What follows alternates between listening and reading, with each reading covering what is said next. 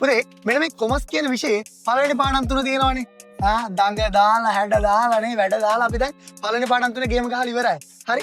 මේකේ පළවෙනි පාඩම් තුන මොකද්ද? ව්‍යාපාර කෑම. හතරවෙනි පාඩමේ ඉඳන් 12 වෙනි පාඩම දක්වා පාඩම් 9ක් තියෙනවා. මොනවද පුතේ? account එක තන් ගිණුම් කරන එක. ඔක්කොම පාඩම් කීයද පැටව? පාඩම් 12ක් තියෙනවා මේ ගේම් එක ගන්න. හරි. එහෙනම් මෙන්න මේ පාඩම් 12 වැඩේ accounting කැලේ ටික පටන් ගත්තාම පුතේ දන්වලක් වගේ තමයි. හරි. එකකට එකක් මොකද්ද? සම්බන්ධ වෙලා තියෙන්නේ. එකකට සම්බන්ධ වෙලා තියෙන්නේ. හරි. මෙන්න මේ සම්බන්ධ වෙච්ච දන්වල ඔයා හිතන්න මිනි මස් කන බල්ලෙක් ඉන්නවා. මට චිත්‍ර අඳින්න බෑ.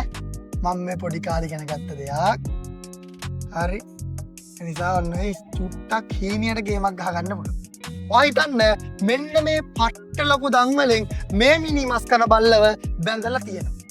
සුපිරියක්. හැබැයි පුතේ පොඩි අවුලකට තියෙන්නේ මෙන්න මේ වගේ තැන් දෙකකින් විතර මෙන්න මේක කැඩිලා.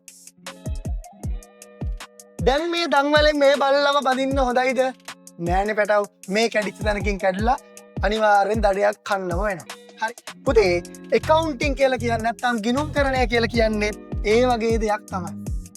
ගිණුම්කරණය. හතරවෙනි පාඩම ගිණුම්කරණය හැඳින්වීම. හැඳින්වීම ඉඳන් පස්වෙනි පාඩම, හයවෙනි පාඩම, හත්වෙනි පාඩම එකකට එකක් සම්බන්ධයි. එහෙනම් ඔයාට මේක අතරමැදින් ගේමක් ගහන්න බෑ. මේක ගේම ගහන්න පුළුවන් මූලේ ඉඳන් සරලව මේ පාඩම් 12ම අල්ලගත්තොත් තමයි. හරි. එහෙනම් පුතේ හරි ලස්සනට මේ දේවල් ඉස්සරහට අපි වීඩියෝ එකේ ඉගෙන ගමු.